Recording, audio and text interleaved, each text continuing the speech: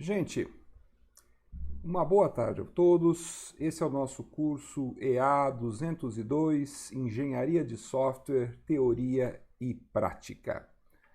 Gente, essa aula a gente acabou colocando aqui para vocês por uma razão muito simples. A gente se deu conta que produzir software não é mais a mesma coisa que era antes. A gente se deu conta que fazer software não é mais o que a gente achava que era fazer software. Mas a gente se deu conta que às vezes até executar software não é mais a mesma coisa que era antigamente. Sabe, há um tempo atrás, quando a gente falava em executar software, um arquivo executável era um arquivo .exe, né? Era um arquivo que tinha lá um .exe e você simplesmente digitava ali na linha de comando o arquivo .exe e ele executava e pronto, você punha ele para executar. E isso era executar software, né? E já não é mais assim. Né? Na verdade, não era bem assim. Tinha dois tipos de arquivo executável. Tinha o arquivo .com, que era um comando do sistema operacional, e tinha o arquivo .exe, que era um arquivo que normalmente era um arquivo, era um programa que a pessoa fazia e ele era executado. Né? Mas isso há muito tempo atrás. Né? Depois começou a ter os arquivos que você, na verdade, eram ícones. Né? Você clicava no ícone e colocava o arquivo para executar. Mas, hoje em dia, o que é um programa, gente?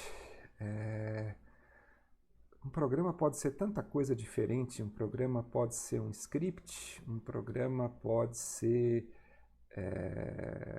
um, um programa em Java, um programa pode ser algo que está rodando dentro de um container, um programa pode ser um aplicativo, um programa pode ser um APK que você baixa da internet, um programa pode ser algo que vem junto com o browser que você roda, pode ser algo que está embutido dentro de uma página web, pode ser... Gente, tem tanta coisa que pode ser um programa que a gente não sabe nem mais o que é executar um programa. Na verdade, às vezes basta você abrir uma página web e você já está executando um programa sem saber. Né? Então, executar um programa também ficou uma coisa complicada. Mas não vamos falar de executar um programa, vamos falar de fazer um programa. Que afinal de contas, se o nosso curso aqui é um curso de engenharia de software, a gente está preocupado em como que vocês vão fazer, como que vocês vão construir um programa, como que vocês vão desenvolver um programa. E de uma certa forma, o que a gente começa a perceber é que de uns tempos para cá, fazer um programa também é uma coisa que mudou muito. Fazer um programa é uma coisa que também está se transformando. E de uma certa forma, fazer um programa está se transformando por conta disso que nós vamos estar vendo aqui na aula de hoje, não é? Porque eventualmente nós não sabemos direito nem aonde que esse programa está executando. Porque antigamente nós pensávamos que os programas eles executavam em computadores, não era isso? A gente tinha uma máquina que era um computador e esse computador executava um programa. Então você ia lá e você punha o programa para executar. Mas aparentemente não é mais assim que funciona, não é? Porque agora os programas rodam aonde? Os programas rodam na nuvem, não é? Mas o que é essa nuvem? E como que a gente põe um programa para rodar na nuvem? O que é a nuvem? Como que a gente põe um programa para rodar na nuvem? Como que a gente desenvolve um programa para rodar na nuvem? Não é? Será que é a mesma coisa a gente desenvolver um programa para executar num computador, num PC, a gente executar um aplicativo para rodar na internet, um programa para executar num celular, num smartphone, um programa para executar na nuvem? Qual que é a diferença entre essas coisas, né? Será que as linguagens são as mesmas? Será que os processos de desenvolvimento são os mesmos? A gente vai tentar tratar um pouquinho dessas coisas aqui na aula de hoje. Então, a gente achou que era importante introduzir essa aula aqui. Essa aula, de novo, né, ela era uma aula que a gente puxou lá do final do curso, no oferecimento passado, porque era uma aula que trazia tópicos avançados, mas a gente trouxe ela lá do final, por quê? Porque nas nossas práticas, né, nas nossas atividades práticas, a gente vai estar trazendo alguns conceitos aqui, principalmente esse conceito de container que a gente vai introduzir aqui na nossa aula. Então a gente acabou trazendo esse conteúdo lá do final do curso para o começo do curso, e da mesma maneira que a gente fez lá na primeira aula, que a gente introduziu o Git, nós também trouxemos esse conteúdo aqui para o começo aqui do nosso curso, e nós então vamos falar um pouquinho para vocês sobre Cloud Computing, virtualização e containers, para que a gente possa ter em mente, gente, que desenvolver software hoje é muito diferente do que a gente fazia antigamente, né?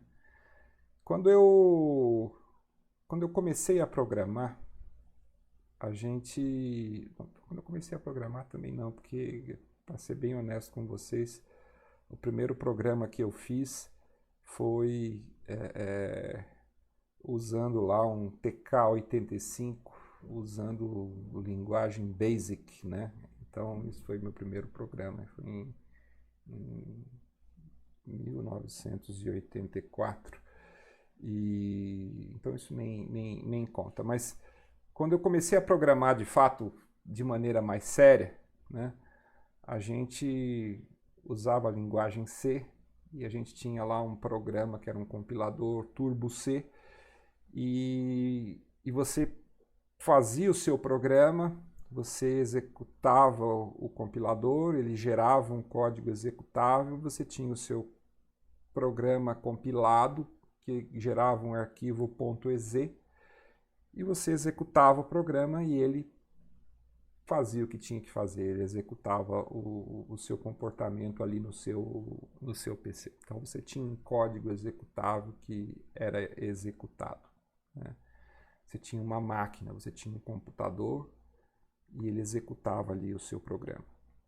Depois começaram a surgir os programas distribuídos, onde você não tinha mais uma única máquina onde você tinha o seu programa rodando. O seu programa estava distribuído em várias máquinas diferentes. Então você tinha partes do seu programa numa máquina, partes do programa na outra, e eles começavam a se conectar por meio de sockets. E o seu programa, na verdade, tinha um pedacinho aqui, um pedacinho ali, e eles estavam se comunicando uns com os outros, né? E aí o seu programa, na verdade, ele estava distribuído em vários lugares diferentes, né? Então você, na verdade, precisava fazer o deployment do seu programa em vários lugares. Tinha que instalar um banco de dados aqui, instalar um servidor ali, fazer algumas coisas aqui e ali para que o sistema como um todo pudesse funcionar, né? Os programas mais recentes já têm esse viés aí, essa faceta mais elaborada de funcionar em rede, né? De ter um comportamento mais sofisticado, não é? E agora com essa novidade, então, do cloud computing, as coisas ficaram completamente diferentes, porque, é como eu falei para vocês, os programas que vocês vão fazer daqui para frente vão ter uma nova filosofia, né? Pode até ser que os programas que vocês ainda fazem hoje ainda estejam nessa modalidade antiga. Pode ser que vocês ainda estejam fazendo programas que ainda funcionam naquela base, não, é um aplicativo que vai lá para o celular, tá certo? Então vocês fazem o upload ali numa loja, né, que vai fazer o download ali no celular, você executa ele no celular. Mas vocês vão perceber que os programas que vão rodar nessa nova modalidade de funcionamento aqui de programas que executam programas na nuvem, gente, é um novo mundo. É uma nova maneira de desenvolver software, é uma nova maneira de consumir software. E a gente tem que se adaptar, tá? Então, mesmo que hoje, eu não vou dizer que 100% do software que é desenvolvido, ele está adaptado para esse novo modelo de cloud computing. Mas em breve estará. E em breve, uma parte significativamente do software que é desenvolvido vai acabar migrando para esse modelo, tá? Então, vocês que estão trabalhando nesse mercado de engenharia de software, se vocês ainda não conhecem esse novo modelo de cloud computing, essa nova modalidade de desenvolvimento de software que leva em consideração virtualização, containers, trabalho usando o desenvolvimento em cloud, vocês estão perdendo tempo, tá? É importante vocês começarem a se enfronhar e descobrir como que essas coisas funcionam, porque vocês já estão atrasados, tá certo? Então, vamos aproveitar o tempo que vocês estão aqui. Nós, nesse curso, ainda não entraremos, ainda mergulharemos profundamente nisso aqui, tá? Nós vamos ver alguns tópicos sobre isso, nós vamos estar trabalhando com alguns conceitos disso aqui no nosso curso, nós ainda não entraremos, não vamos usar ainda esses serviços aqui de cloud no nosso curso, tá? Infelizmente não temos estrutura ainda para fazer isso no nosso curso, mas nós vamos preparar vocês. Quem sabe no futuro a gente consiga abordar isso no curso, mas estamos atentos, porque isso aqui, gente, vai mudar bastante a maneira com que nós desenvolvemos software. Se a gente não estiver preparado para isso, nós vamos levar uma puxada de tapete muito grande, porque a indústria de software caminha nessa direção, tá certo? Então, nós precisamos estar preparados para isso, né? O desenvolvimento de software, a indústria de desenvolvimento de software está mudando nessa direção. E na aula de hoje eu vou dar para vocês uma pequena noção disso aqui e depois, lá na parte prática, nós vamos poder ter uma pequena pincelada, uma pequena noção disso aqui, vamos ter uma pequena prática, pelo menos de parte dos conceitos, tá? É como eu falei, a gente conseguir usar as coisas mais avançadas, a gente ainda não tem condição de oferecer isso para vocês. Mas algumas coisas a gente tem condição de oferecer, então isso a gente vai oferecer para vocês. E vocês vão ter oportunidade de lidar com pelo menos parte das coisas que hoje são práticas correntes na indústria de desenvolvimento de software. Tá certo? Vamos lá, gente. Vamos tentar conhecer um pouquinho do que é cloud computing, virtualização e containers. Tá certo? O que é cloud computing, gente? Bom, cloud computing, gente, é essa nova tendência na distribuição de software, né? Vocês devem ter percebido, pelo menos quem não está dormindo, né, e acompanha alguma coisa e pelo menos está atento aí nos vídeos do YouTube e acompanha, né, um mínimo do que está acontecendo na internet, deve ter ouvido falar, né, do IBM Cloud, do AWS, do Microsoft Azureus, do Google Cloud. Não sei nem se esses nomes já não mudaram, porque esses nomes mudam com uma velocidade tão grande que um dia está com um nome, no outro dia já está com outro nome, né? Então é até difícil para a gente estar acompanhando as mudanças que essas coisas têm, porque cada hora é um nome diferente, tá certo? Todas as grandes empresas de tecnologia hoje estão migrando para essa área de cloud, tá certo? Até certo ponto que a gente começa a perceber que estão todos apostando nisso como sendo a grande guinada tecnológica para o século XXI, tá certo? Todas elas estão apostando no cloud computing como sendo a fonte de renda de tecnologia para os próximos anos. Tá certo?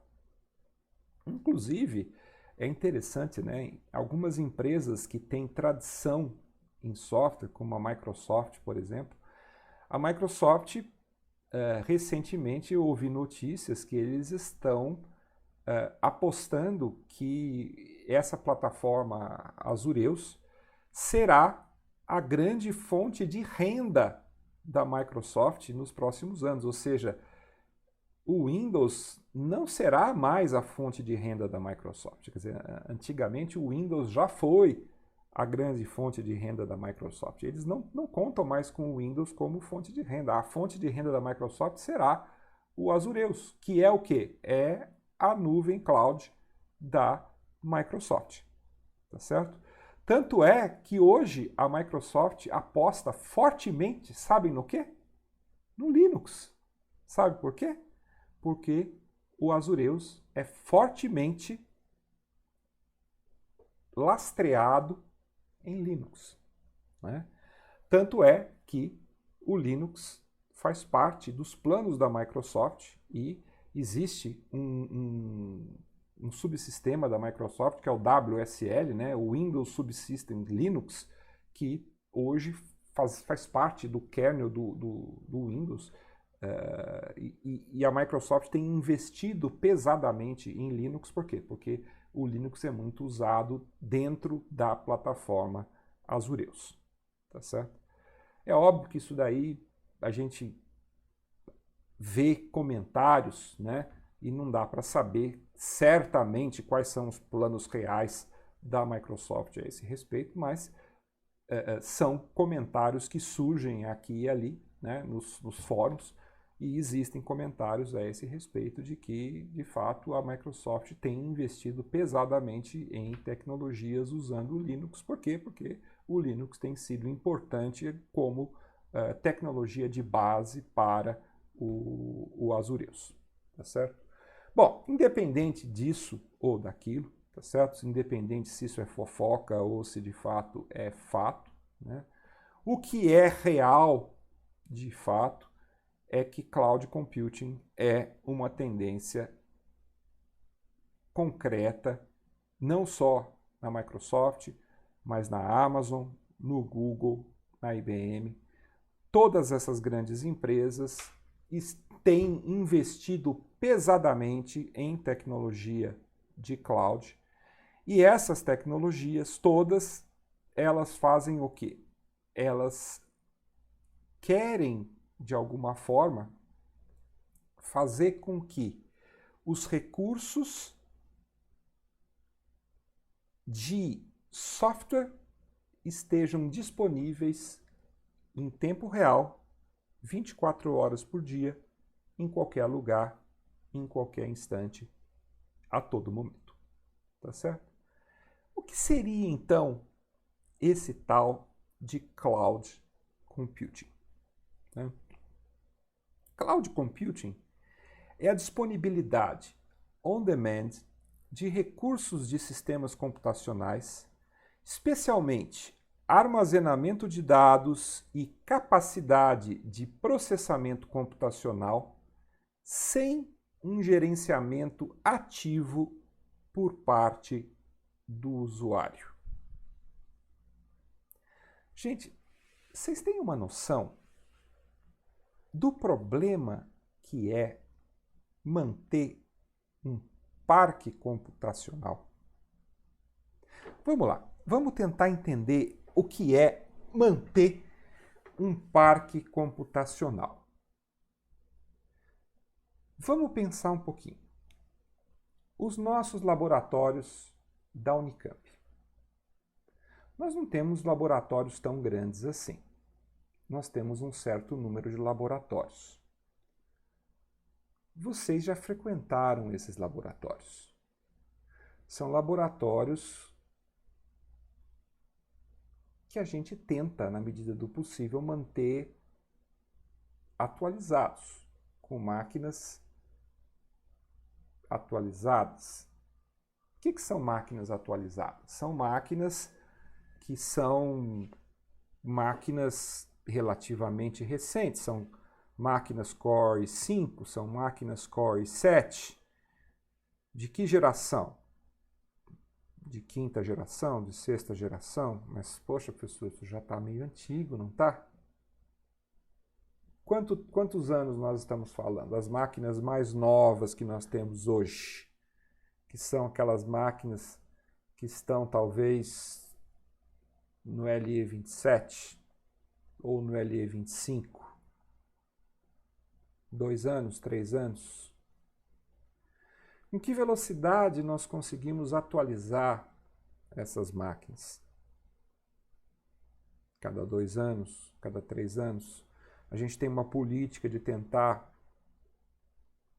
adquirir novas máquinas e a gente vai tentando renovar o parque de máquinas. Então, é óbvio que a gente não tem dinheiro para estar renovando essas máquinas tão frequentemente. Então, às vezes a gente consegue renovar um laboratório, depois no outro ano a gente renova outro, e aí vai ficando algumas máquinas bem antigas, né? Como aquelas máquinas que ficam lá no primeiro andar, que são bem antigas mesmo, não é? Lá do LE11, né? É um problema isso, né, gente? Quem que consegue manter máquinas sempre novas? Quem que consegue estar sempre renovando um parque computacional, mantendo sempre máquinas de última geração, com tudo bonitinho, tudo funcionando? Quem que consegue, mesmo que a gente mantenha sistemas Linux, que são gratuitos, né? Poxa, a gente tem, vamos pegar distribuições que nem distribuições Ubuntu, por exemplo, que estão sendo atualizadas a cada 6 meses, né? Poxa vida, um laboratório que tem aí 20 máquinas, fazer atualização do sistema operacional a cada 6 meses dá um trabalho, não é? Quem que faz todo esse trabalho? Dá um bom trabalho fazer isso, fazer toda essa atualização, né? Qual que é o custo de fazer tudo isso? Manter esse parque computacional sempre atualizado em termos de hardware e em termos de software. Não é uma coisa tão fácil fazer isso, é uma coisa que custa dinheiro, custa tempo e muitas vezes isso não é bem feito. Vocês podem dizer que vocês são 100% felizes com a qualidade do parque computacional que vocês têm à disposição de vocês? Nunca surgiu nenhuma crítica com relação à qualidade do parque computacional que vocês têm à disposição? Nunca tiveram problemas quanto à capacidade de memória, quanto à capacidade de disco que vocês têm à disposição? Tudo funciona às mil maravilhas? Acho que não, né? Por quê? Porque as coisas não são fáceis assim, não é? O que o cloud computing traz para a gente que pode beneficiar a gente? O cloud computing surge exatamente de uma tentativa de equacionar de alguma forma esse problema. Porque esse problema não é um problema que acontece só lá com a gente na universidade. Esse problema é um problema que acontece também dentro das empresas. As empresas também enfrentam esse problema da obsolescência das máquinas. Todo mundo quer ter máquinas melhores, as máquinas estão surgindo, as pessoas querem ter máquinas melhores, mais poderosas, com mais memória, com mais HD. HD não funciona melhor, agora eu quero um SSD, eu quero mais memória, eu quero um sistema operacional melhor, mais moderno, eu quero programas melhores, não é? E aí começam a surgir essas propostas que o cloud computing oferece. E se, ao invés de eu ter que ficar trocando de máquina a cada ano, a cada 6 meses, a cada N tempos, eu pudesse ter um serviço, um hardware, um algo que ficasse na nuvem, que não ficasse ali fisicamente em cima da minha escrivaninha. Que aquela coisa que ficasse ali em cima da minha escrivaninha fosse simplesmente um front-end ali, algo substituível, que não é tão importante. Quer dizer, a essência da coisa, aquilo que é o verdadeiro poder, aquilo que me interessa de fato, não é o que está ali.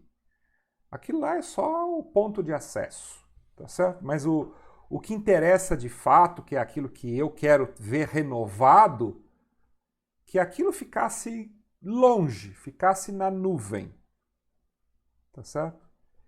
E que eu pudesse ir contratando de acordo com as minhas demandas, de acordo com as minhas necessidades, de acordo com os recursos que eu tenho à minha disposição, de acordo com o que eu preciso de fato. É essa que é a proposta que está por trás do cloud computing, né? É isso que está por trás desse conceito de everything as a service. Então vocês veem, a gente começa a tentar vender essa ideia de software as a service, que é um conceito mais antigo, né? Ao invés de eu ter que comprar um software, eu vendo o software como um serviço, tá certo? E eu uso o software quando eu preciso. Então não preciso mais comprar, não preciso ser dono do software. Eu pago pelo uso dele, quando eu preciso dele. Isso é um conceito mais antigo, né? Mais recentemente começou a surgir esse conceito agora de platform as a service. Eu não preciso mais comprar uma plataforma. Eu posso usar ela quando eu preciso, eu só alugo ela, tá certo? Ou até mesmo de uma infraestrutura como serviço. Eu não preciso de ter aquela infraestrutura, eu posso alugá-la quando eu precisar dela. Tá certo?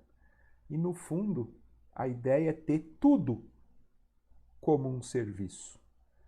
De tal forma que eu não preciso mais ter nada comprado de fato dentro da minha empresa. Então, olha, eu como um empresário não preciso mais ter máquinas, não preciso mais ter um hardware, não preciso mais ter infraestrutura, não preciso mais ter servidores, não preciso mais ter nada.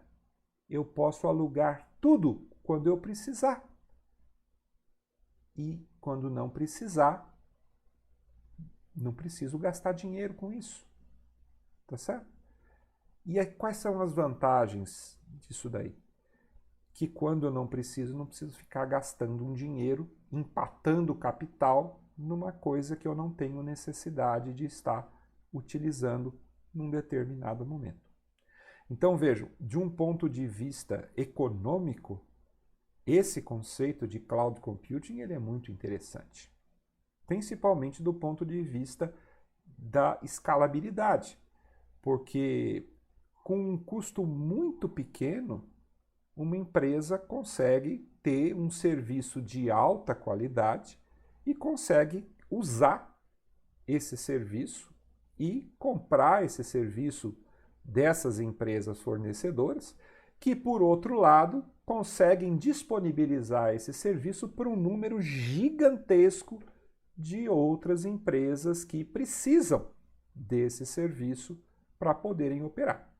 Tá certo? Então, o que acontece? Há uma concentração desse tipo de fornecimento em cima dessas grandes empresas de tecnologia que passam a ser quase que um monopólio do oferecimento desse serviço, não é? Mas a um custo, um preço muito barato. Né? É muito barato você comprar uma infraestrutura como essa e começar a usar e operar isso daí é um custo quase que desprezível, tá certo? Então é uma tendência que diria que é irreversível, tá certo? E a gente tem que aprender agora a viver nesse novo paradigma, porque é um paradigma que chegou para ficar. E é como eu falei, a gente precisa agora entender como que isso funciona. Como que agora a gente então desenvolve software para a nuvem? Como que você executa software na nuvem?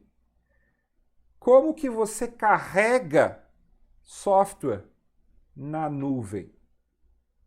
É um novo mundo. A gente precisa entender como é que isso funciona. Tá certo? Legal. Então, já tinha, de certa forma, adiantado as motivações por trás do cloud computing. Né? Primeiro, essa obsolescência rápida do software. Né? Eu coloquei aqui essa foto aqui porque é uma foto quase que histórica. Né?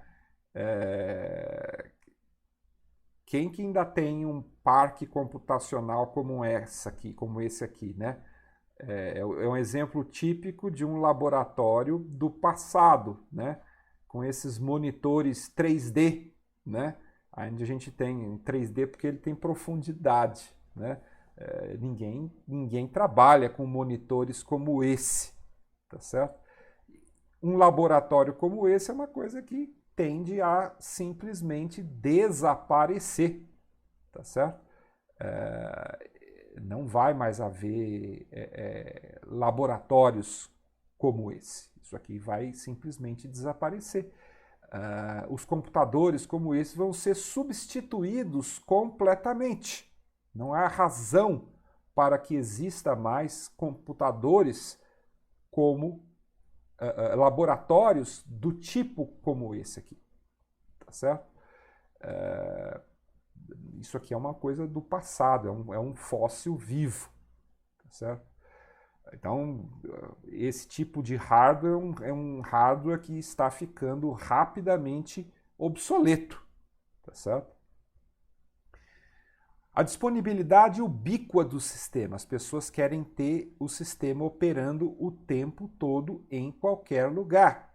Eu quero viajar para o exterior e, mesmo assim, ter a informação e os dados da minha sala lá no exterior.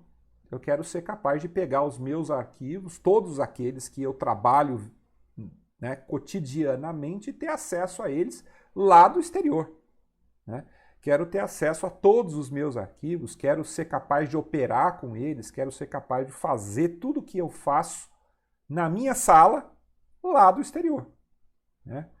Quero ter confiabilidade, eu quero ter certeza de que esses dados vão estar ali, que não vai haver nenhum tipo de corrupção. Se acontecer qualquer coisa, eu quero ter certeza de que vai existir um backup desses dados. Né? Não vou perder os meus e-mails, não vou perder nenhum tipo de dado. Eu quero saber que vou ter cópias dos arquivos que eu editei vários meses atrás, tá certo? Então vou ter controle de versão, vou ter diferentes tipos de maneiras de recuperar o passado, tá certo? Escalabilidade e elasticidade, preciso ter garantias desse tipo de proteção para os meus dados. Compartilhamento dos recursos, eu preciso saber que os meus dados vão estar disponíveis tanto no meu desktop, quanto no meu notebook, quanto no meu smartphone. Né? Diminuição de custos, eu tenho isso tem que ser cada vez mais barato para mim, tá certo? Eu não posso ter que pagar mais caro para ter esse tipo de coisa. E a mensuração do uso dos recursos. Eu preciso saber o quanto que eu estou usando de tudo que eu faço. Né? Então, cada vez mais eu preciso saber, olha, quanto que eu usei, quantas horas de acesso, quantos kilobytes, quantos megabytes, quanto que eu usei a rede, tá certo? Tudo isso, os ambientes de cloud computing são capazes de me fornecer. Né? Principalmente porque muitas vezes o custo da operação dos ambientes de cloud computing depende dessa mensuração. Então, eles fazem essa mensuração porque eles vão cobrar em cima do uso da rede, em cima do uso de kilobytes, de quanto que eu estou usando os recursos que eles estão colocando à disposição. Tá certo? Então, existe muita motivação nesse sentido de estarem fornecendo todas essas estatísticas para mim. Tá certo? Então, mais uma vez, o cloud computing tem tudo para oferecer esse tipo de serviço com muita qualidade para mim. Tá certo? E aí, o que a gente vai ver que é o futuro é o que está nessa foto. Né? Esse tipo de laboratório é o que vai acontecer. São os data centers e os server farms. Esse tipo de laboratório é o que vai começar a crescer e prosperar. Né? É aqui que estarão os dados, é aqui que estarão rodando os programas que vocês vão desenvolver no futuro. Né? Porque é aqui que estarão os computadores e os hardwares que nós estaremos comprando. Então, os nossos computadores não estarão mais em cima das nossas mesas. Na verdade, nós até teremos alguma coisa em cima das nossas mesas, mas esses computadores que estarão nas nossas mesas, eles serão somente uma maneira de nós nos conectarmos com esses data centers, com esses server farms, que é onde estarão rodando de fato os programas pesados, os programas que estarão rodando de fato os softwares pesados, que vão ser aqueles que são os importantes, tá certo? É óbvio que vão existir diferentes tipos de sistemas computacionais. Vão ter aqueles que vão estar fazendo o acesso, nos conectando com os data centers. Né? Então, sempre vai ter, né? Mas a gente está falando desses aqui. É esses aqui que nós queremos desenvolver o software que vai rodar lá dentro, tá? Porque é aqui que vai estar rodando o software pesado, tá certo? E é isso aqui que nós temos que estar preparados para aprender a programar. Tá certo? Ficou um pouco mais claro, gente? Porque qual que é o desafio que a gente tem que lidar, né? O que nós estamos falando aqui? É isso aqui. Tá bom? E qual que é o problema? Né? O problema, gente, é o problema da heterogeneidade. Né? O problema é que diferentes máquinas rodam diferentes sistemas. E a gente, de alguma forma, tem que fazer com que diferentes sistemas possam operar em diferentes hardwares. E você tem que estar trabalhando em sistemas, teoricamente, né, num data center, num server farm como esse, a gente não pode se dar ao luxo de que a gente tenha um único sistema operacional, ou um único processador, ou um único fabricante. Né? Nós temos que imaginar que num data center, num server farm como esse, nós vamos ter um processo que está em constante evolução, porque as tecnologias vão estar em constante evolução. E nós temos que imaginar que num sistema como esse, nós vamos... as pessoas que vão operar um data center e um server farm como esse, elas vão ter exatamente os mesmos problemas que a gente tinha lá para operar o nosso sistema lá na Unicamp. Nós temos vários computadores, alguns mais antigos, outros mais novos. Nós queremos operar o nosso hardware ao máximo. Alguns são mais novos, outros mais antigos. Como é que a gente faz para poder usar ao máximo aquele hardware que nós temos? Alguns processadores são de um tipo, outros processadores são de outro. Como que a gente faz para poder compatibilizar tudo isso? Né? Nós temos, nesse exemplo que nós estamos colocando aqui, né, alguns processadores podem ser do tipo Spark, embora Spark já é um processador bem antigo, outros são do tipo x86, podemos ter processadores ARM, podemos ter processadores, sei lá, de alguma modalidade nova que ainda vai ser inventada, tá certo? O que é diferente entre processadores e sistemas operacionais? De fato, o que é diferente? Os instruction set, ou seja, o repertório de instruções de máquina que o processador tem. Toda vez que você tem um processador novo, ele tem um repertório de instruções de máquina que é específico dele. Cada processador tem o seu repertório de instruções, não tem como mudar, é aquilo que é, tá certo?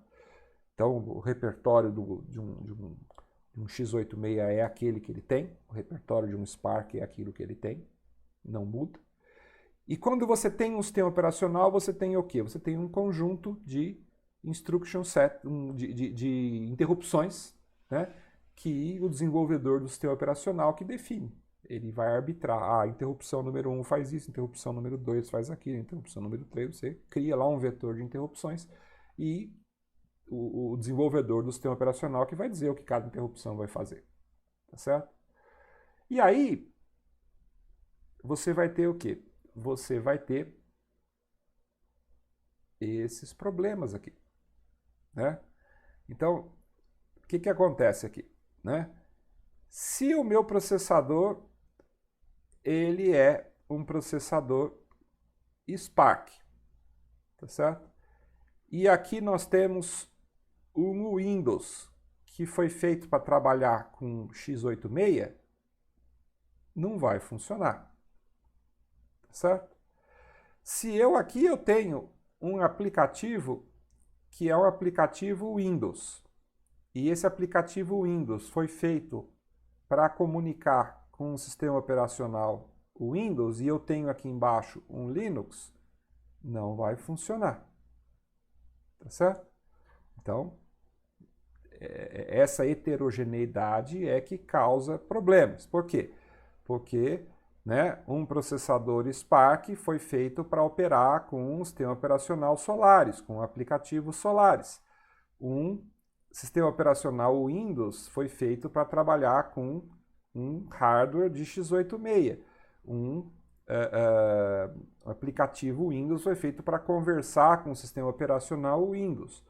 Um aplicativo Linux foi feito para conversar com o sistema operacional Linux. O sistema operacional Linux foi feito para conversar com um sistema operacional, com um hardware de x86. Então, quando as coisas combinam, ó, tudo se encaixa bonitinho. Mas, quando eu tento combinar coisas que não foram feitas, você não encaixa, você tem problemas aqui. Tá certo? O que é possível de ser feito, né? Você pode fazer truques para conseguir compatibilizar as coisas, tá certo? Um dos truques que pode ser utilizado é você construir emuladores, né? Então, lá nas origens de você tentar trabalhar coisas, né, que trabalham com virtualização e coisas do tipo, um dos primeiros truques que surgiram foram os emuladores. Então aqui a gente tem alguns exemplos de emuladores, né? Um exemplo aqui de emulador que a gente tem do lado esquerdo aqui nós temos um exemplo que é o DOSBox, tá certo? O que é o DOSBox? O DOSBox é um emulador que roda um emulador de DOS em ambiente Linux, tá certo? Então ele vai emular um MS-DOS, tá certo? Dentro de um ambiente Linux. Então ele vai funcionar como se fosse um ambiente DOS, tá certo? Só que ele vai simular isso, na verdade ele vai emular isso dentro de um ambiente Linux. E aqui nós temos um exemplo, aliás, esse aqui, eu acho que não é nem o DOSBox, eu acho que isso daqui é outra coisa ainda. Não, isso aqui não é nem o DOSBox, não, eu estou falando bobagem para vocês. Isso aqui isso aqui é um emulador de Atari. Eu tô falando bobagem, esquece a história do DOSBox aqui. Isso aqui é um emulador de Atari. Vocês devem, na época o Atari foi um dos primeiros videogames aí que surgiu.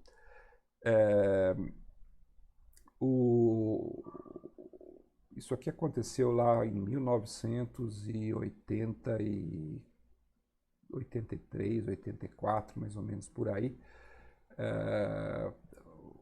Existia aí esse hardware do Atari, era um videogame, e hoje nem não é fabricado mais, mas as pessoas simplesmente pegaram ali as ROMs de Atari e simplesmente construíram emuladores para essas ROMs e foram capazes então de reconstruir essas ROMs e baseado então nessas ROMs emular elas completamente, e você consegue então reconstruir o comportamento aí desses joguinhos. Esse joguinho aqui é o River Raid, né? Esse joguinho é o River Raid, e você consegue então reconstruir esse funcionamento aqui do River Raid, só que ele está na verdade emulando cada instrução do Atari original, e e reconstruindo isso dentro de um processador moderno, tá certo? Então, o que está acontecendo aqui é uma emulação, né? Não é uma virtualização de fato. Eu estou emulando um processador antigo em cima de um processador moderno. Tá? Funciona. Por quê? Porque esse processador aqui que rodava o Atari era um processador extremamente lento. Os processadores modernos são muito mais rápidos do que os processadores antigos. Então, mesmo que você, para emular um processador desses do Atari, você gaste um número gigantesco de instruções, como é que chama? De um processador moderno, como esse processador aqui era muito antigo, ele roda extremamente bem e você consegue um desempenho excelente, tá certo? E você nem percebe que ele está sendo emulado aqui, tá? Mas isso só funciona porque esse processador aqui é muito antigo, tá certo? E a velocidade dele original era muito antiga, tá? Eu não conseguiria, obviamente, emular um processador moderno dentro de um processador moderno. Então, se eu quisesse emular um processador Core i7 usando um Core i7, isso não ia funcionar, porque o Core i7 ele nunca conseguiria emular ele na velocidade de um processador de uma mesma velocidade como o dele, tá certo? Então, os emuladores funcionam porque eu estou emulando um processador de um Atari que tem um clock muito mais lento do que o clock de uma máquina moderna, tá certo? Então, os emuladores funcionam em situações como essa, tá certo? Mas não funcionariam em outras situações parecidas, tá?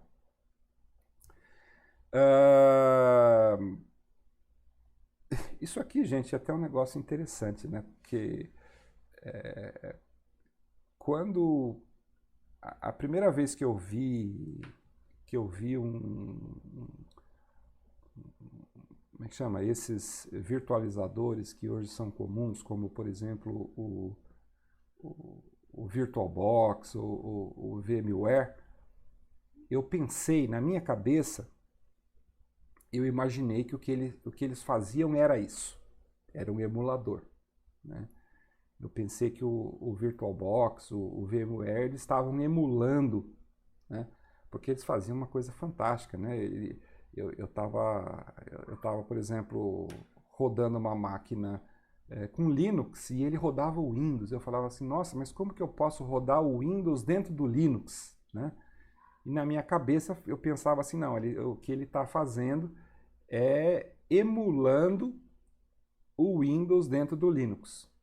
E na minha cabeça eu achava que ele estava emulando, né? Sabe aquela história do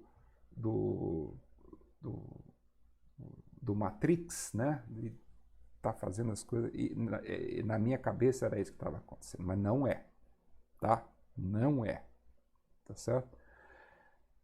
Então, assim, emulação só funciona nesse caso que eu estou mostrando aqui do River Raid, tá? Que é o caso de eu estar usando emulando uma máquina antiga, onde o processador que está sendo emulado é um processador bem lento, né? Então, eu sou capaz de emular, por exemplo, um HC11. O HC11 eu consigo emular um processador antigo ou um processador de Atari, mas eu não consigo emular um Windows dentro de um Linux, que nem o VirtualBox faz. Então, não é isso que o VirtualBox faz, tá certo? E aí a grande dúvida é, bom, o que o VirtualBox faz então, né? Vamos tentar entender o que o VirtualBox faz.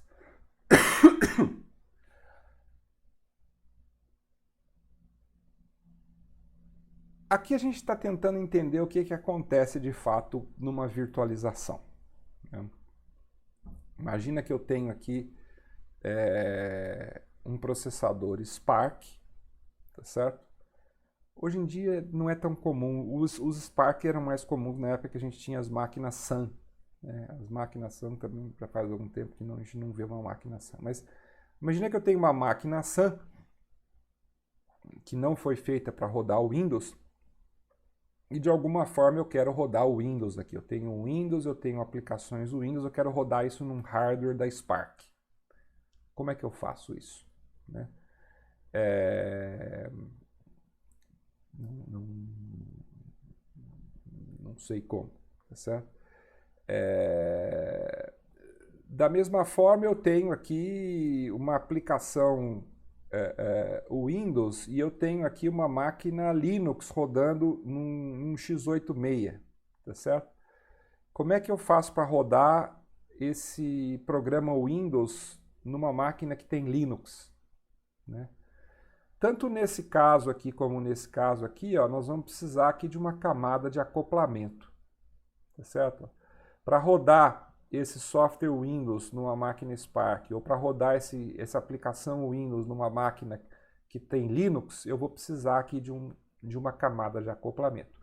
E a gente vai tentar entender o que é essa camada de acoplamento. Porque de alguma forma nós vamos precisar compatibilizar essas coisas para que esse programa seja executável, porque senão ele não vai executar. Tá certo? Vamos tentar entender como que isso é possível, como é que esse acoplamento ele é possível de acontecer. Tá? Isso é possível por conta desse conceito que a gente vai chamar aqui de máquina virtual. Vamos tentar entender o que é uma máquina virtual. Né? Nós temos aqui embaixo o hardware Spark, tá certo? Esse hardware Spark ele vai estar rodando em cima do que nós chamamos aqui de um sistema hospedeiro, né? Ou host. Então é o sistema host ou sistema hospedeiro, tá? E aqui em cima nós queremos rodar um sistema que nós vamos chamar de sistema convidado ou sistema guest, tá certo? Que nesse caso aqui é um sistema Windows.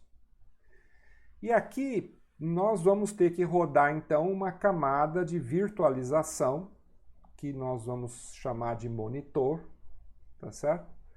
E aí o que vai acontecer? Olha, o sistema hospedeiro, que é um hardware Spark, mais essa camada de virtualização, ele vai funcionar para esse ambiente Windows como se fosse uma máquina virtual. Tá certo? Então, olha, esse é o conceito de máquina virtual. Por quê? Porque, observem, né? Essa máquina virtual, ela não existe de fato. Não existe aqui uma máquina x86. Ela não tem uma existência concreta. Não existe uma máquina x86 rodando sobre a qual um sistema operacional Windows e um aplicativo Windows está operando, né?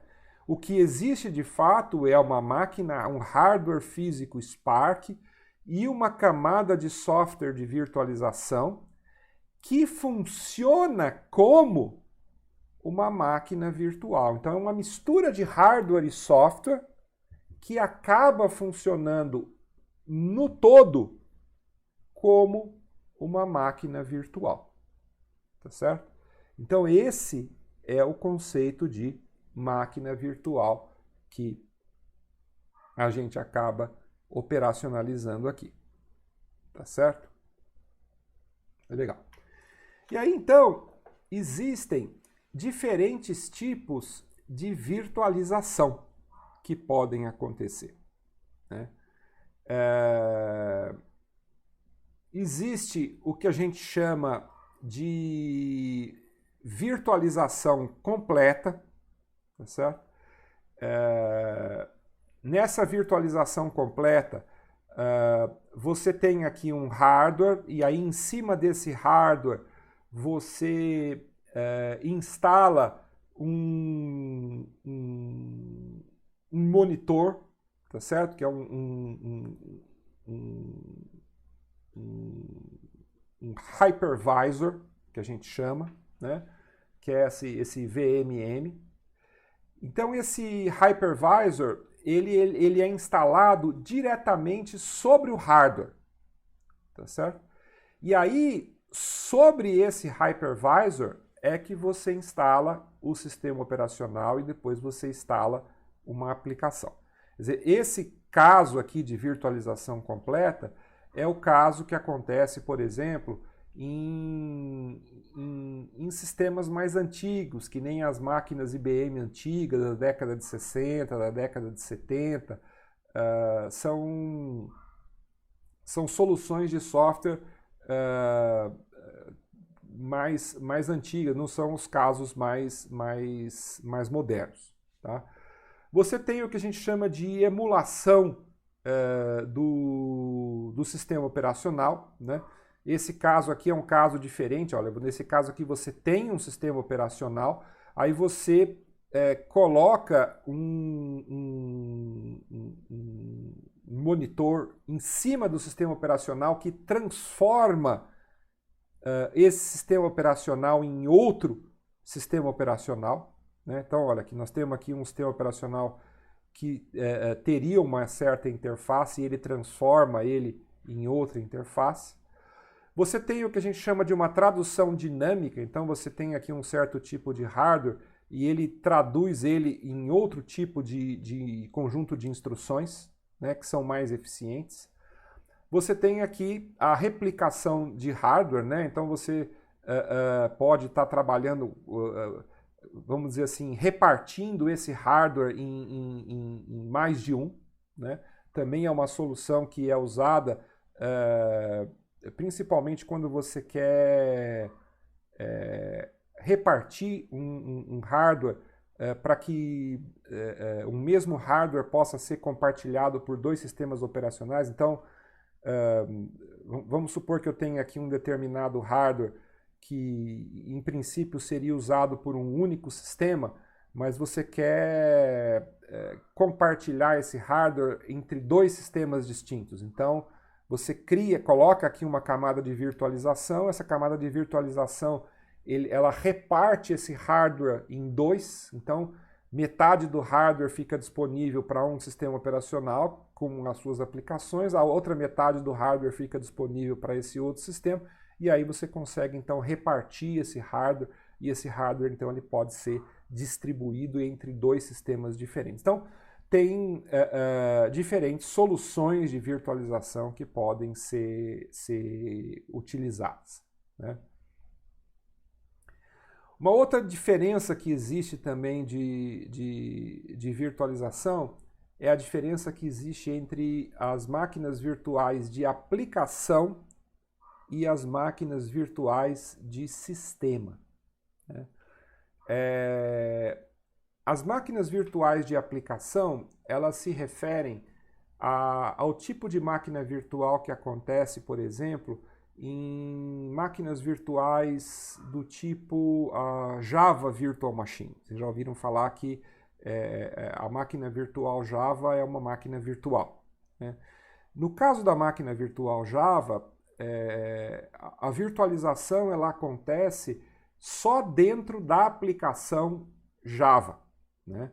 Então, a máquina virtual Java, ela na verdade, ela transforma o seu processador é como se você transformasse o seu processador original num novo processador, que é um processador de bytecodes, né? Então, ao invés de você executar de fato as instruções de máquina do processador original, uma máquina virtual Java ela é transformada num interpretador de bytecodes, né? É um negócio bem interessante essa ideia do Java, porque no Java, ao invés de você executar as instruções de máquina originais do seu hardware original, um programa Java, na verdade, ele vira um interpretador de bytecodes. E um programa Java, na verdade, ele é uma sequência de bytecodes. E a máquina virtual Java, então, ela passa a executar bytecodes e não mais a executar instruções de máquina do processador original que você executava, né? Por isso que ele é uma máquina virtual de aplicação. Então você tem... você, na verdade, começa a trabalhar com os bytecodes da sua aplicação. Então, você não está mais compartilhando, virtualizando a máquina em si, mas você está virtualizando aquela aplicação e os diferentes processos que vão estar compartilhando aquela aplicação. Tá? Então é um conceito um pouquinho diferente, tá certo? Já a máquina virtual de sistema, ela tem um hypervisor compartilhando o hardware do sistema, tá certo? Então você tem ali, de fato, um hypervisor ali que está acessando o seu processador aqui, no caso o x86, e você tem aí o kernel do Linux, e tem as suas aplicações Linux que estão acessando esse kernel, e aí você tem o núcleo do Windows e tem as aplicações do Windows que estão acessando esse kernel por meio do hypervisor aqui que estão acessando o processador, tá certo? Então existe uma diferença entre a máquina virtual de sistema, que fazem acesso ao hardware, e a máquina virtual de aplicação, que está usando o bytecode do Java. Então é diferente, tá certo? Existem também...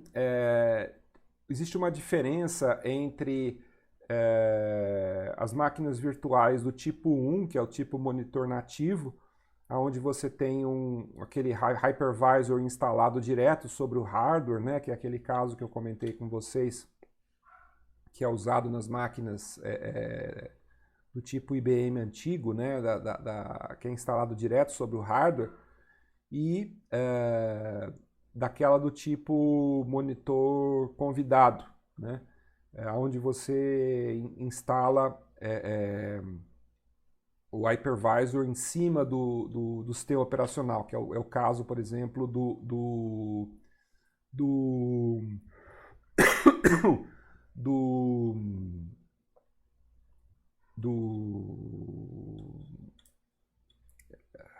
exemplo lá que eu acabei de comentar lá, do VirtualBox ou do VMware, né? Então, esse exemplo aqui do monitor convidado é o caso do VirtualBox, onde eu instalo o VirtualBox, e uma vez que eu instalo o VirtualBox, eu estou aqui fazendo uso aqui do mesmo hardware, tá certo? Eu estou executando o mesmo hardware por meio desse hypervisor, tá certo? Bom,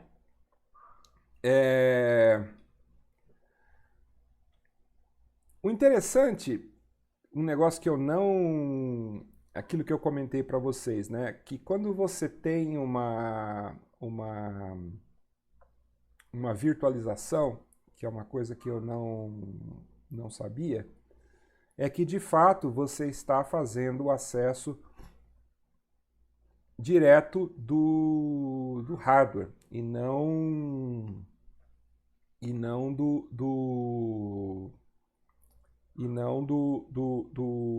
uma emulação, tá certo? Então, no caso de uma virtualização, você está, sim, fazendo acesso direto do hardware, no caso da virtualização. Por isso que ele é tão rápido, né? tão eficiente como se ele estivesse executando ali o sistema operacional, como se ele tivesse instalado nativamente, tá certo? Por isso que ele é tão eficiente assim, tá?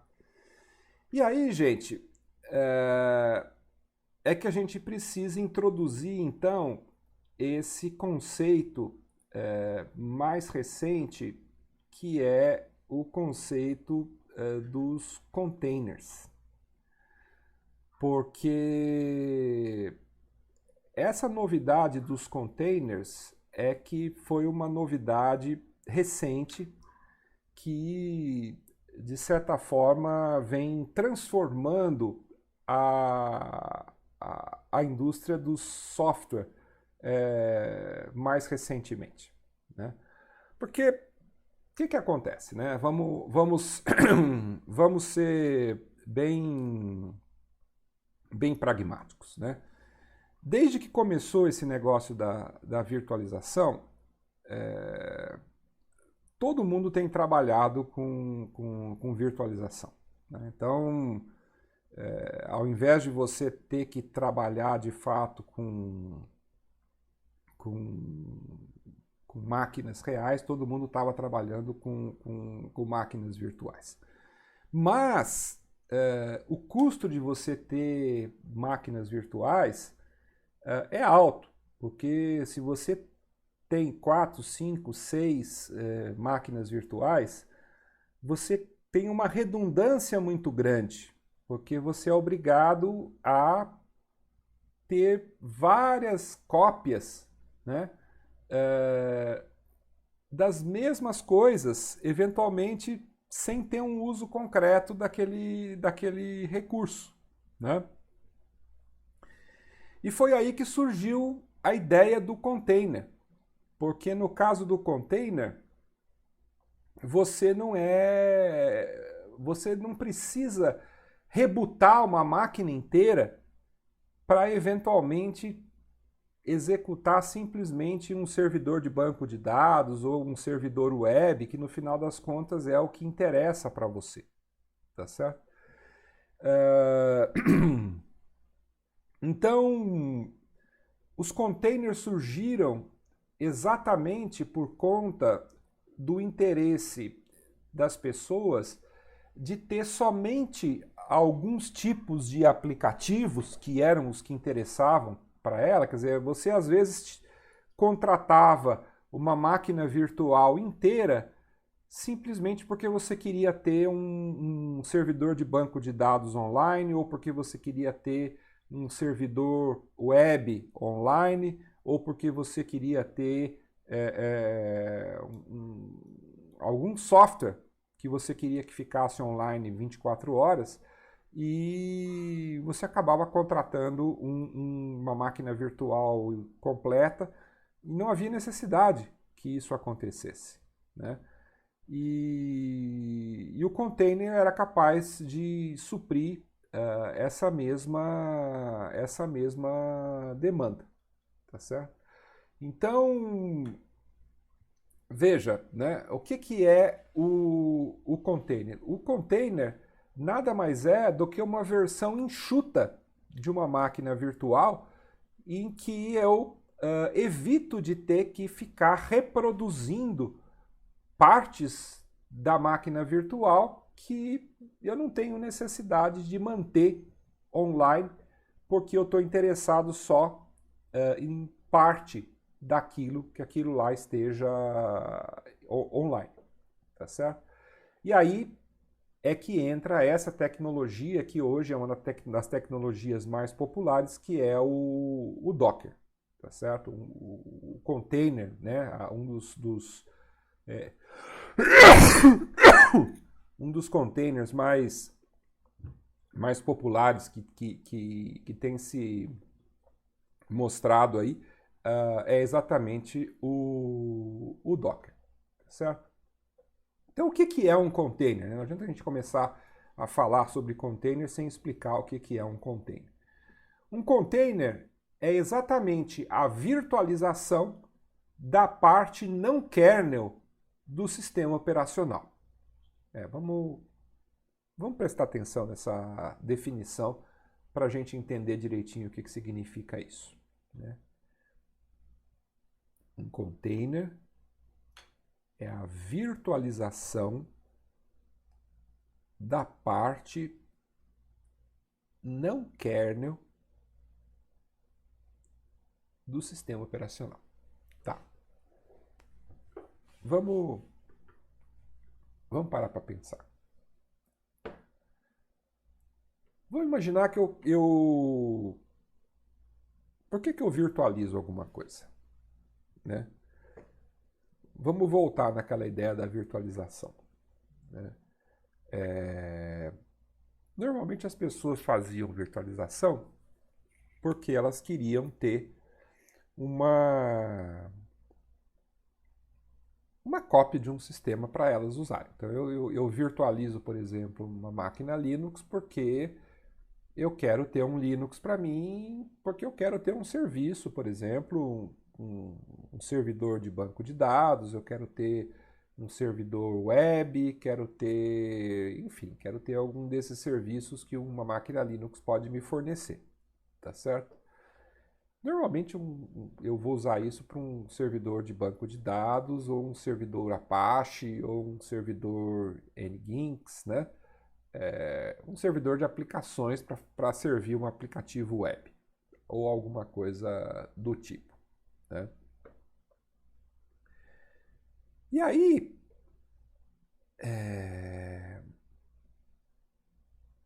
vem tudo junto, né? Eu vou ter que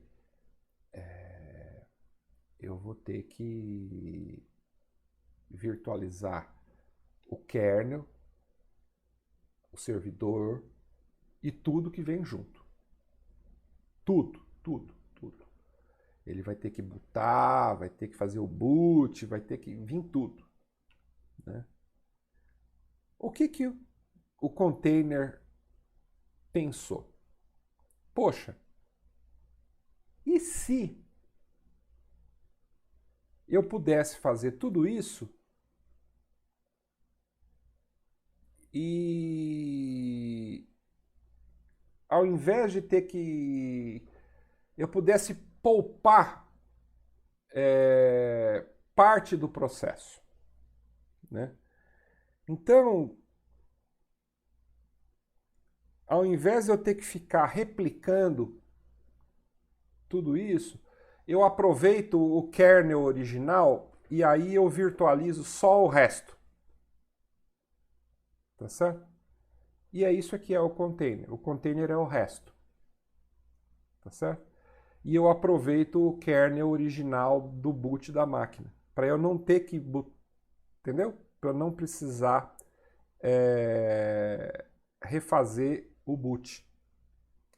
Então, na verdade, o que o container ganha é de não ter que refazer o boot, porque ele aproveita o próprio boot da máquina original. Tá certo? Então, por isso que a tecnologia de container ela é mais rápida. Ela tenta poupar você de ter que rebutar. Tá certo? Porque ela já aproveita que você já está bootado na máquina. Tá certo? Por isso que ele fala que o container é a virtualização da parte não kernel do sistema operacional. Eu não preciso fazer o boot porque eu já estou bootado. E eu, na verdade, só vou usar aquela parte que não é boot. Tá? Então, os containers compartilham o mesmo kernel do sistema operacional e isolam os processos da aplicação do resto do sistema, né? Então, nós podemos entender um container como uma maneira padrão de empacotar código, configurações e dependências de seu aplicativo em um único objeto, né? É uma maneira de você criar pacotes de software de maneira padronizada e disponibilizar isso para uso, né? Se a gente parar para pensar, os containers são uma maneira extremamente inteligente da gente disponibilizar software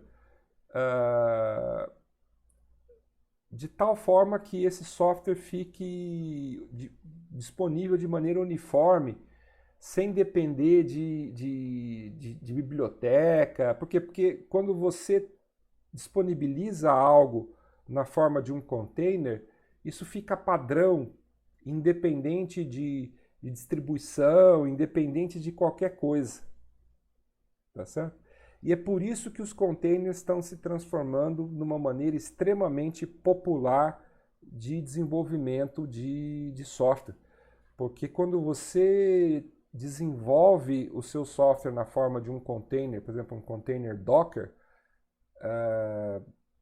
você torna o seu software portável e, em princípio, utilizável em qualquer sistema. Ele não importa se você está usando ele numa distribuição X, Y, Z, ele fica portável e utilizável em qualquer lugar, né? Então isso aí tem um poder de portabilidade gigantesco, né? E isso não é desprezível, tá certo? Então, esse é um das enormes vantagens de se usar containers, tá certo? E não é à toa que o uso de containers tem se popularizado bastante na indústria de software, tá certo? Dentre as tecnologias de container, aquela que tem se mostrado talvez a mais popular é exatamente o Docker, né? Se você ainda não ouviu falar de Docker, esse é o momento para você abrir os olhos e começar a ficar esperto, né? O Docker é uma plataforma de containers que é disponível tanto para Linux como para Mac, quanto para Windows. Ele agrupa partes de software de um sistema de arquivos completo que abrange todos os recursos necessários para a sua execução. Não precisa de um hypervisor, né, de maneira diferente do que no caso de virtualização. E o mais legal do Docker é que se você cria um programa em Docker, esse seu programa ele pode ser usado tanto para Linux, como para Mac, como para Windows, né? No começo isso é uma coisa que me deu um pouco de nó na minha cabeça. Quer dizer, como que pode um programa em Docker rodar tanto em Linux, quanto para Mac, como para Windows, né? Depois eu vim entender que, na verdade, ele sempre está rodando Linux.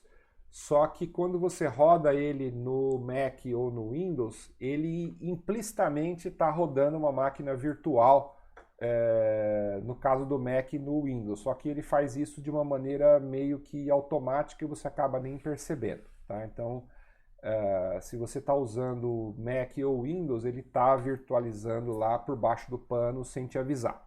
Tá certo? Mas é o que ele tá fazendo, tá?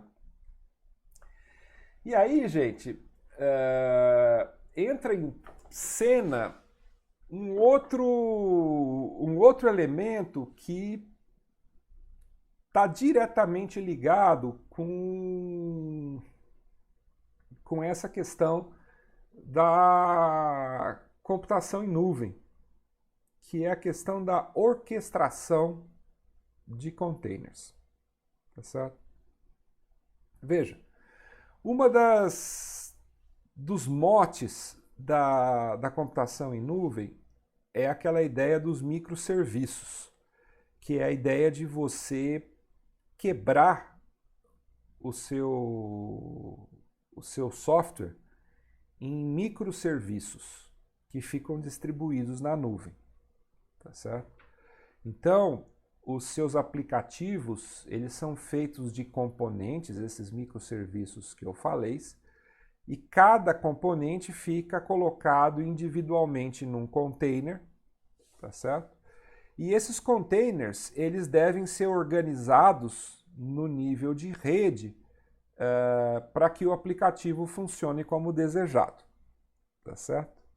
E aí, o processo de organizar vários desses containers e coordenar como que esses containers vão ser upados, né? Como é que eles vão ser disparados e vão ser inicializados. É esse processo que é chamado, então, de orquestração de containers. Tá certo? E aí é que entra essa ferramenta que está sendo colocada aqui, apresentada para vocês, que é o Kubernetes. Né? O Kubernetes é essa plataforma open source que automatiza as operações de containers Linux. Né? Ele elimina grande parte dos processos manuais necessários para implantar e escalar as aplicações em containers, montando verdadeiros clusters de containers. Tá certo? Então, isso aqui é realmente a ideia de você escalar a computação em nuvem para trabalhar em clusters. Tá certo? E aqui começam a surgir uma série de questões que são extremamente sofisticadas e que tornam a programação em nuvem um desafio bem mais complexo. Né? Porque aqui nós já estamos falando de coisas como, por exemplo, self-healing. Né? O que é o self-healing? Porque, veja, esses containers podem, pelos mais variados motivos, caírem. Então, sei lá, caiu um componente e capotou. Então ele tem que ser restaurado, ele tem que ser reinicializado. Né? Quem que vai reinicializar? É o Kubernetes que vai fazer isso. Né? Se de repente uma determinada máquina fica saturada porque tem muitos processos rodando naquela máquina, ele vai fazer o load balancing, né? Então ele vai mudar os processos de uma máquina para outra para fazer com que a carga das máquinas fique melhor ocupada, tá certo? É o Kubernetes que vai fazer isso daí, tá certo? Então, vocês percebem que a computação em nuvem, ela começa a ter algumas preocupações, ela começa a ter algumas características que começam a ficar um pouco mais sofisticadas. Porque agora, programar em nuvem já não é mais só programar. Programar em nuvem agora começa a ter contornos de otimização de sistemas. Eu preciso me preocupar com o balanceamento de carga, eu preciso me preocupar com o self-healing, eu preciso me preocupar com essa questão dos workers, tá certo? Para saber quantas máquinas eu preciso ter para poder distribuir a carga dos meus servidores e saber quantos servidores eu vou manter ligado para saber qual que é o consumo de energia que eu vou manter, tá certo? Então, assim, vocês percebem como computação começa a ficar uma coisa mais complicada? Até do ponto de vista econômico, eu preciso, para desenvolver o meu software, eu preciso ter um trabalho bem mais complexo e mais sofisticado do que eu tinha há alguns anos atrás.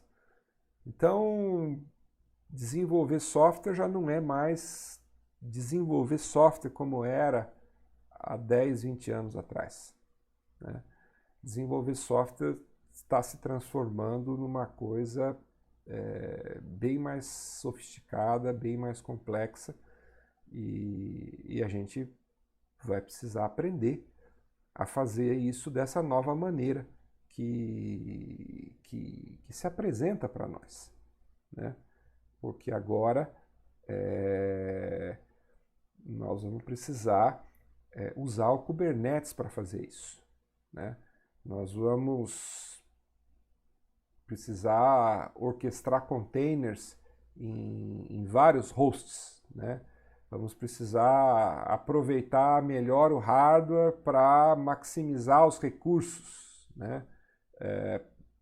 Para executar as aplicações corporativas, né? Para controlar e automatizar as implantações e atualizações de aplicações, para montar e adicionar o armazenamento para executar aplicações com monitoração no estado, para escalar rapidamente as aplicações em containers e recursos relacionados, para escalar rapidamente as aplicações em containers e recursos relacionados, para gerenciar serviços de forma declarativa, garantindo que as aplicações sejam executadas sempre da mesma maneira como foram implantadas, para verificar a integridade e autorrecuperação das aplicações com posicionamento, reinício, reaplicação e escalonamento automáticos.